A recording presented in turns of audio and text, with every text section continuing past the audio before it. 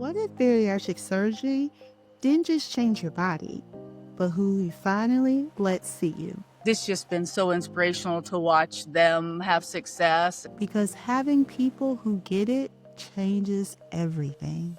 I still gravitate towards bigger things.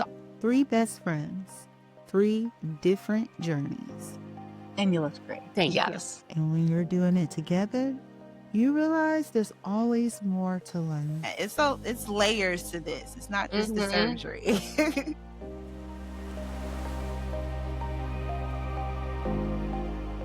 Welcome back to Bariatric Past, where we have real conversations about weight loss, the bariatric journey, and the mindset shifts that come with it. If you're new here, I'm Jatoya, and this space is for people navigating any weight loss journey in real life. Let's get into today's episode. All right, we are here with the Bariatric Besties. So we have Marcy. Hi. Wave your hand, Marcy. Allison. Hello. And Jamie. I am so excited to have you ladies here. You guys have really, when I saw you on TikTok, I just fell in love with you and how you Thank guys are you. friends and going through this journey together. I think it's awesome because that was something I missed. I didn't have a Bariatric bestie to do this with, and it can be quite lonely trying to navigate this journey by yourself. So before we get started, where's everyone in their journey right now? I'll go. Okay. I had bypass May 28th, so I just passed the 10-week mark. So I'm still pretty new in my journey here. She's the newbie. Got it. I'm the newbie. And how much have you lost? I hit 50 pounds today. Since my initial appointment, about 35 since my surgery. Nice. So yeah, it's been great. All right. What about you, Marcy? So I did mine in November of 2024. And so I'm like about 8 months, and I'm close. I'm like 0.2 pounds away the last time I weighed from Wonderland. And then, so I've lost about 72 pounds about. Okay. And Jamie? I had my sleeve done September of 23, so I'm coming up on 2 years. And I've lost, okay, I'm going to do the math. I had lost 60 pounds, but I've put on about 10 from my lowest point. So I'm trying to get that back off. That's normal, I hear, in the journey, having a little regain, especially for us women as we go through all the things. Yeah. Right. Understandable. All right. So this is for the whole group. Let's go ahead and jump right in. What's the realest, most gut punch moment you've experienced since surgery? Oh, you go first. Yeah, you're the newest, so you probably. Gut punch moment. I would say a positive gut punch moment, and we were visiting about this. We live near Devil's Tower, and my oldest lives in Austin, Texas, and she flew in. And so there's a 3-mile hike trail around Devil's Tower. And we did it. And, the first 2 miles were fine. The third mile's a pretty steep incline back to the base of the tower. And it was hard, but I did it. And 6 months ago, there's no way I would have had Wouldn't even tried it. Well, I might have tried it because my brain still thinks I'm that 19-year-old fit kid. But we might have had to call in emergency services to get me off the trail. But no, at the end, it was hard and I was sore, but I did it, and I was like, all right, progress. Progress. Yeah. One of mine was my husband and I take our dogs for a walk pretty frequently when the weather is nice. So of course when I had my surgery in November, it was like kind of not the nicest weather. So we didn't go on very many walks. But I just remember we have like our quick walk is just a mile. Like we walk about a half a mile up this hill and then come back. And like sometimes I would get about halfway and I'd be like, okay, I'm done. Let's just go back because I'd be breathing heavy. And my husband would be like, are you okay? Are you okay? I'm like, yeah, I'm fine. Mhm. And then this spring, we went on this walk and I'm like, hey, let's just keep on going. And Mhm. he said he was amazed at how I wasn't breathing heavy and I was able to keep up with him. He's 6'6" and I'm only 5'3". So his Mhm. strides are a lot longer than mine. So sometimes I feel like I'm running to keep up with his casual stroll. But I was able to keep up with him and not lose my breath. So it was nice. Yeah. That's something I noticed. Before I lost weight, I would struggle with like long walks and everything. And I almost thought maybe it was like me being just like lazy a little bit. But then after I lost the weight and I was able to keep up, it's like, oh, okay, I was just big. I wasn't lazy. I could actually do this. I just couldn't at that time. Well, and I know I would think like if I just did this more often, I could do it, Hmm. being this size, and clearly that was not the case. So, yeah. Yeah. My moment that I really noticed it. So, at part of my job is I'm a tech facilitator at a high school, and so I have to go out and help with game day setup at the football field. So, up the stairs of the bleachers and then up to the press box. And my first year, I was dying, and I dreaded going. And I Hmm. remember the first time doing it last year after being almost a year out from surgery, and I was like, "Oh, this isn't bad. This is easy." So yeah, I don't mind it at all. I will go out there multiple times in a day and it doesn't make me mad. I'm like, no problem. I love it. It's like, it's just stairs now. It's not really Yeah. a big There. deal. Mhm. Exactly. So Marcy, when you tried on jeans again, it brought tears to your eyes. Can you explain to us what that moment meant for you and how it healed you a little bit? Well, I think a lot of it was just having previously lost 100 pounds. And then I had like all these clothes that I had bought thinking, oh, I'll never gain that weight back. I'll be able to wear them forever. And so I had this stack of clothes in my closet. And I thought, well, I'm just going to grab these and just see how close I am. And I put them on. And one of the pairs was actually too big. And I thought, oh my goodness, I guess I should have tried these on before. But when I would look in the mirror, I would not see it really because Mhm. all I would see was my flaws still and think, "Oh my gosh, look at my stomach and my thighs." And then I put those jeans on and I was like, "These actually fit." And then when I looked in the mirror, I was like, "Oh, I can see the progress." And I think Mhm. it's just feeling like something is going right and I am finally like getting there and being able to see it. Moments like this is why this podcast exists. So many people on a weight loss journey carry this quietly. If you want more conversation like this, subscribe and stay connected. Remember, your journey is yours. You're not alone. Let's jump back in. Jamie, you talked about skipping the plus size section and being able to just walk in and get clothes. Did that feel like a win, or did you Yeah. kind of feel like it was unexpected, like you weren't ready yet to go to a different section?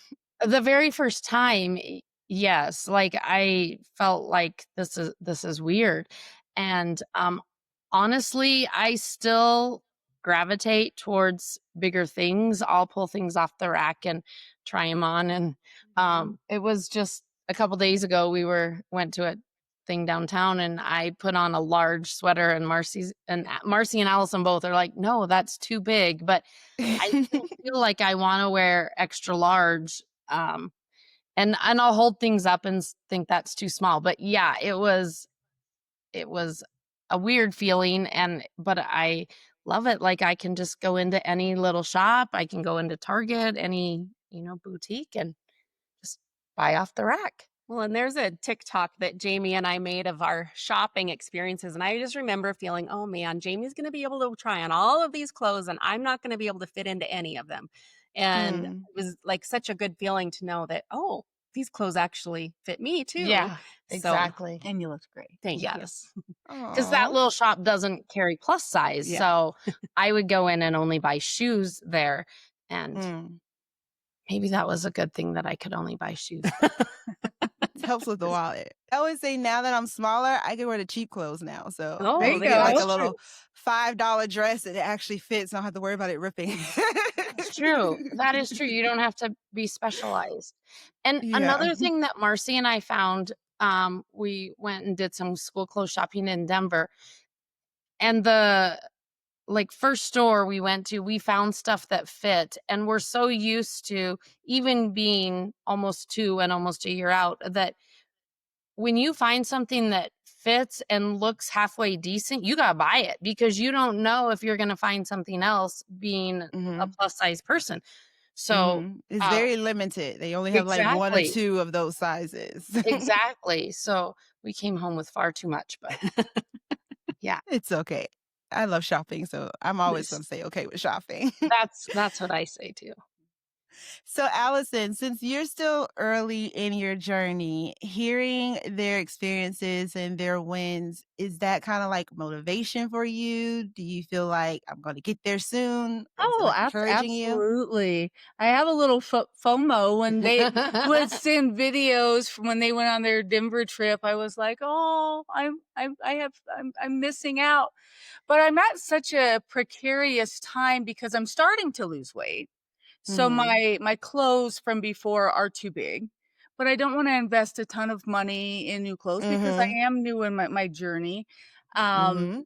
we just dropped my daughter off, she's going to college in Kentucky, so we did a little sightseeing, and I bought a large shirt thinking, for the I'll get into this, and I put it Mhm. on and it fits. So I'm starting to see that progress. It's just yeah, it's super inspirational to watch these gals. Their TikTok I watched and I'm like, they look amazing. So I can't wait. We'll have to do a TikTok We'll later. do one with all 3 of us. Yeah. Exactly. Mm. Do you find yourself kind of comparing each other's journeys?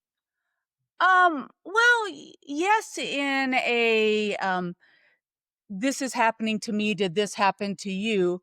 But never in a negative way. It's always this just been so inspirational to watch them have success, and so Mhm. we I would agree. do, but I wouldn't not there's no negative comparisons at all. No, We're I don't. just Yeah, cheering for each other. exactly. I Yeah. think that's because you guys are such good friends, but this community sometimes loves to be like, well, she lost 50 pounds after 3 weeks. Why didn't I I lose 50 pounds after 3 weeks? And it's just kind of like, it's hard to say, like, it's your body doing something a little different. It's Everyone's okay. different. exactly. Yeah. Everyone's different. But I think your love for each other as friends kind of helps you prevent those So type of too. Yeah. comments. Yeah. So Yeah. that's really positive. I love hearing that. Yeah. So, you guys, let's talk about judgment. I just kind of mentioned it, judgment from Mhm. others and yourself. So, what's one thing people still get wrong about bariatric surgery and the journey? We This talked could be about this. fun. Uh-huh. Yeah, Yeah. it's It's It's the the easy way out. and there's nothing easy about it. No, no. And I think what a lot of people who haven't gone through this journey don't understand is this was not my first option.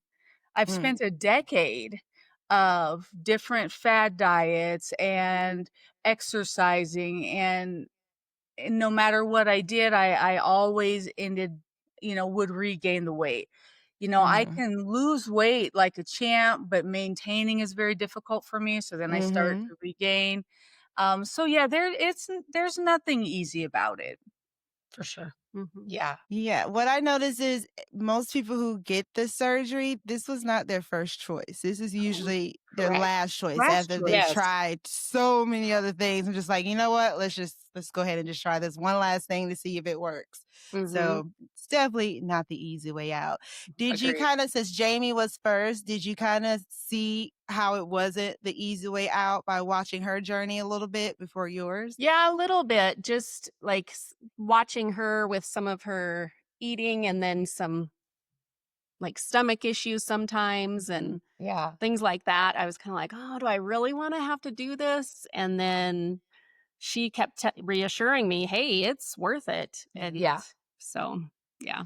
My husband had surgery about a year before I did, and Mm. so watching him with his success made me want to do it, but also worried.